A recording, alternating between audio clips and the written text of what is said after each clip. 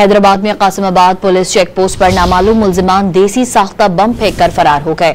Police के मुताबिक वाकये में कोई जानी नुकसान नहीं हुआ। सीसीटीवी फुटेज की मदद की मुल्जिमान की निशानदेही की जा रही है।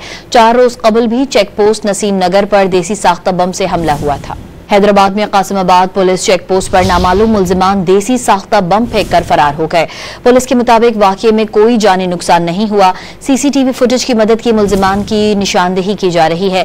4 रोज कबल भी चेक पोस्ट नसीम नगर पर देसी साख्ता बम से हमला हुआ था। हैदराबाद में कासिमाबाद पुलिस चेक पोस्ट पर नामालूम मुल्जिमान देसी साख्ता बम फेंककर फरार हो गए। पुलिस के मुताबिक वाकये में कोई जानी नुकसान नहीं हुआ। सीसीटीवी फुटेज की मदद की मुल्जिमान की निशानदेही की जा रही है। 4 रोज कबल भी चेक पोस्ट नसीम नगर पर देसी साख्ता बम से हमला हुआ था।